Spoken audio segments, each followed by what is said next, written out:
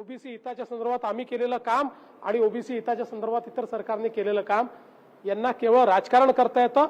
आम्हाला ओबीसी समाजाचं हित पाहायचं आहे, आम्ही ते हित करणारच आहोत, मराठा समाजाचं हित करणार आहोत, सगळ्या समाजाचं हित हेच सरकार करू शकतं। कोर्टाने सरकारला विचारले की मग मराठ्यांना आरक्षण कुठलं, ओबीसी की ईडब्ल्यूएस आरक्षण 2 आरक्षण आहे असं कोर्टाने कधी विचारलं मला माहिती नाही, विचारलं असेल तर उत्तर देऊ। ओबीसी समाजातल्या 2 तरुणांनी आत्महत्या केली। तुम्ही ओबीसी समाजाला वारंवार सांगताय की भाजप असेल किंवा आम्ही सगळे नेते असून ओबीसी समाजाच्या बाजूने दोन्ही समाजात तेढ निर्माण होऊ नये असे प्रयत्न तुम्ही पहिल्यांदा बाईट दिली होती जीआर आल्यानंतर, पण आता ओबीसी समाजातल्या लातूर जिल्ह्यातल्या दोघांनी आत्महत्या केली आहे, काय आव्हान करणार? मला असं वाटतं की जोपर्यंत दोन्ही समाजाचे नेते खरी वास्तविकता काय आहे ही समाजापर्यंत पोहोचवणार नाही तोपर्यंत हे तेढ कमी होणार नाही। याच्यामध्ये पहिल्यांदा तर मी एवढंच सांगू इच्छितो की ज्यांच्याकडे कुणबी नोंदी आहेत त्यांना सर्टिफिकेट मिळणार आहे,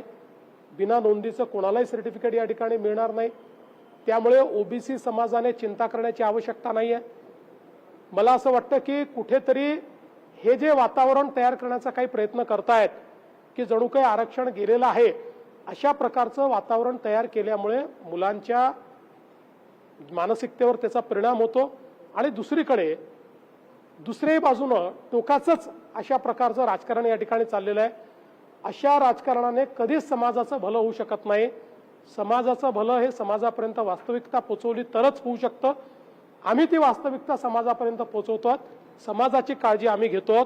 त्यामुळे नेत्यांनी किती राजकारण केलं आणि याला एक प्रकारे राजकीय मुद्दा बनवला तरी समाज जो आहे हा समाज वास्तविकता काय हे समजून घेतो, हे आजपर्यंतचा माझा अनुभव आहे। जो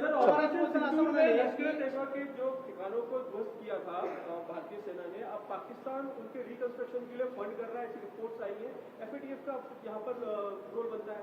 देखिए, मुझे ऐसा लगता है कि अगर पाकिस्तान उसको फंड करने की कोशिश करेगा तो भारत ये अंतर्राष्ट्रीय स्तर पर उनके ऊपर सैंक्शंस लगे इस प्रकार की मांग जरूर करेगा। लेकिन ये जो मुद्दा है, इस मुद्दे के ऊपर आधिकारिक तौर पर भारत सरकार ही बोल सकती है, मैं इस पर आधिकारिक तौर पर नहीं बोल सकता। हाँ, डीजे मुक्तीचं चालू आहे, सोलापूरमध्ये लोकांनी केलं, पुण्यात सुद्धा मोहीम चालू आहे, सकाळ म्हणजे सह्यांची मोहीम झाली आहे। मुंबईत आणि लोकांना त्रास होतोय, म्हणजे ज्येष्ठांपासून लहानांपासून सर्वांना। तर सरकारची भूमिका काय आहे? सरकारची भूमिका याच्यामध्ये डीजे मुक्तीचीच भूमिका आहे। आपण मोठ्या प्रमाणात तुम्ही बघितलं असेल तर या गणेशोत्सवातही डीजे वाजवणाऱ्यांची संख्या ही कमी होती, ती जवळपास महानगरांमध्ये आपण बंदच केल्यासारखी होती। काही ठिकाणी आपण त्याच्यावर कारवाई केली आहे। आपला प्रयत्न एवढाच आहे की जरी याच्यामध्ये आपण वाजवू नका असं सांगितलं तरी आपण लोकांमध्ये जागृती जास्त करतो, जागृतीतनं लोकांनी हे वाजवणं सोडलं तर ते अधिक चांगलं आहे, ते अधिक टिकणार आहे, हा प्रयत्न आपला आहे। चला, पुण्यात आले की हा प्रश्न सर गणेशोत्सवाच्या आदल्या दिवशी म्हणजे गणेश विसर्जनाच्या आदल्या दिवशी पुण्यात जे काही टोळी युद्धातून 19 वर्षीय तरुणाची हत्या करण्यात आली, पोलिसांनी 11 जणांना अटक केले, पण पुण्यात पुन्हा टोळी युद्ध डोकं वर काढते का? टोळी युद्ध वगैरे काही नाही आहे, हे आपापसात एकमेकाची यांची जी काही शत्रुता आहे पण ती आम्ही चालू देणार नाही। कोणीही डोकं काढलं तर त्याचं डोकं कसं खाली करायचं आम्हाला माहिती आहे। शरद पवार साहेब बोलताना असं म्हणाले की राज्याची एकेची वीण जी आहे ती उसवली जाते, आम्ही वाटेल ते प्रयत्न करून मात्र हे करू देणार नाही। आणि आज त्यांच्या शिबिरामध्ये पिवळ्या रंगाचा झेंडे असतील किंवा रंगाचा वापर करण्यात आला। वर्तमानपत्रामध्ये तुमच्या विरोधामध्ये जाहिरात देण्यात आली की देवा तूच सांग, जी वर्तमानपत्रामध्ये जाहिरात देण्यात आली। आपल्याला माहिती आहे पवार साहेब कशा करता प्रसिद्ध आहेत। पवार साहेबांनी एक्स म्हटलं की वाय समजायचं, याकरताच पवार साहेब प्रसिद्ध आहेत। त्याच्यामुळे मोठे नेते आहेत, त्यांच्यावर अधिक काय बोलू। चला,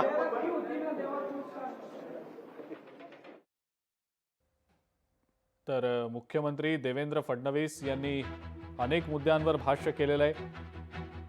ओबीसी आणि मराठा समाजाचं हित हेच सरकारचं हित आहे असं मुख्यमंत्री देवेंद्र फडणवीस म्हणतायत। मात्र कुणीही टोकाचं राजकारण करू नये असं सुद्धा मुख्यमंत्र्यांनी आवाहन करत म्हटलेलं आहे। विजय वडेट्टीवारांना बोलण्याचा अधिकारच नाही असं सुद्धा मुख्यमंत्र्यांनी सांगितलेलं आहे। याशिवाय एकही नकली व्यक्ती ओबीसीत समाविष्ट होणार नाही असं म्हणत मुख्यमंत्र्यांनी ओबीसी समाजाला आश्वस्त केलेलं आहे। लोकशाही मराठी ऐका, पहा, जागरूक रहा।